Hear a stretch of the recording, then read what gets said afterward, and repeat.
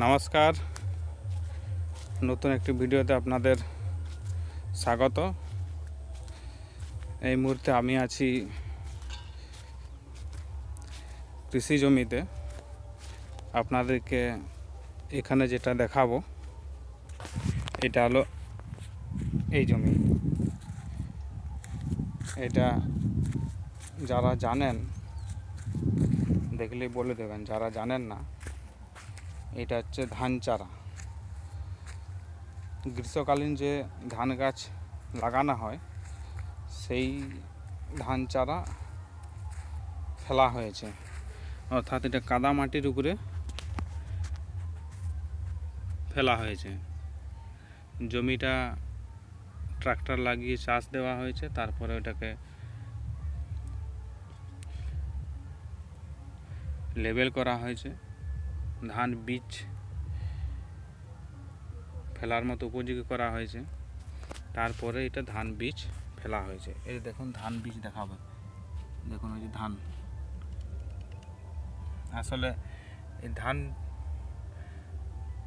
বীজ জমিতে ফেলার আগে বাড়িতে একদিন ধান বীজগুলোকে জলে ভিজিয়ে রাখতে হয়। জলে ভিজিয়ে রাখার পর তারপর তাকে ছাঁকতে হয়, সেকে পর বস্তায় করে কোনো একটা গরম জায়গাতে রাখতে হয় তাকে অঙ্কুরিত হওয়ার জন্য। অঙ্কুর হয়ে যাওয়ার পরে জমি তৈরি করে, কাদা জমিকে তৈরি করে, তারপরে জমির লেবেল করে ওই জমির উপরে ফেলা হয়। ফেলা হওয়ার পরে চারা গাছগুলো এরকম বেরিয়েছে। এই যে এখানে জমিটা দেখতে পাচ্ছেন,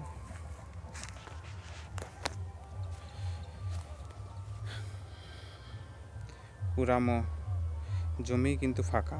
এখানে কোনো আলু বা কুঁদরি বা অন্য কোনো গাছ নেই, আসলে এখানে হবে না। এটা হচ্ছে একটু কাদা জমি, ভেজা জমি।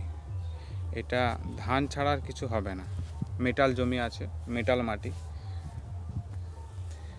এই ধান চারা বড় হলেই একে জল দিয়ে ট্রাক্টর লাগিয়ে জমিকে ধান গাছ লাগাবার উপযোগী করে তাকে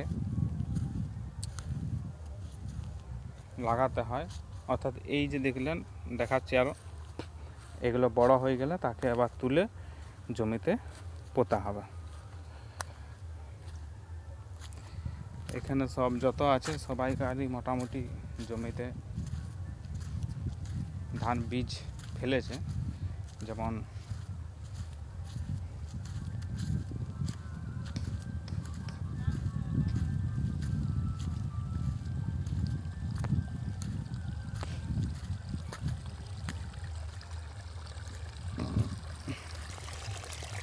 একটা ধান চারা গাছ,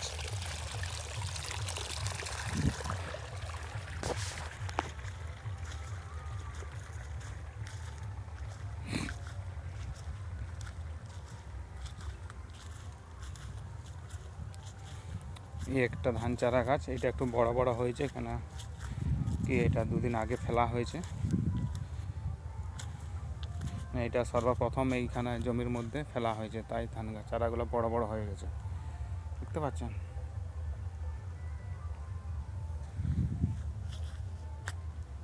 তো সে যাই হোক,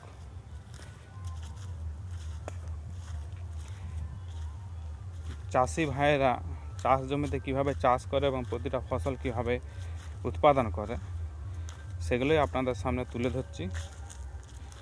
যদি ভালো লাগে আপনাদের এই ভিডিওগুলো, তাহলে চ্যানেলটাকে সাবস্ক্রাইব করুন, লাইক কমেন্ট করুন। আর আপনাদের যদি কিছু জানার থাকে কমেন্ট সেকশনে কমেন্ট করুন, প্রয়োজন পড়লে আরও আপনাদের জন্য ভিডিও বানাবো। বুঝতে পারছেন, পুরো ফাঁকা। যাই হোক, এই ফাঁকা মাঠের মধ্যেই একটা সিম গাছ আছে, যে সিম। এই জমিটার ভিডিও আগে দেওয়া হয়েছে, তখনকার ছিল আলাদা সিচুয়েশন, এখন আলাদা সিচুয়েশন। দিন যত যাবে চাষ জমি তার রূপ পরিবর্তন করবে। অর্থাৎ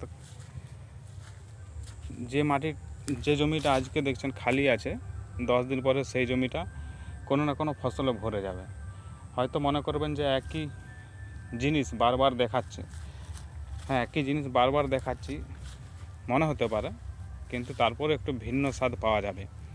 আজকে এই যে আপনাদেরকে দেখালাম যে চারা গাছ, ধান চারা গাছ যেগুলো ফেলা হয়েছে এবং তার পাশে যে জমিগুলো ফাঁকা আছে, কিছুদিন পরে ওই ফাঁকা জমিগুলো চাষ দিয়ে ওই ধান চারা গাছ লাগানো হবে। মানে জমির রূপ পরিবর্তন হয়ে যাবে। জমি আজকে যেমন আছে কালকে সেরকম নাও থাকতে পারে, থাকবে না, নাও থাকতে পারে কি মানে থাকবে না। তাই আপনাদের প্রত্যেক দিনের প্রত্যেকটা ফসলের ভিডিও আপলোড দিই, যদি ভালো লাগে আমাকে অবশ্যই জানাবেন।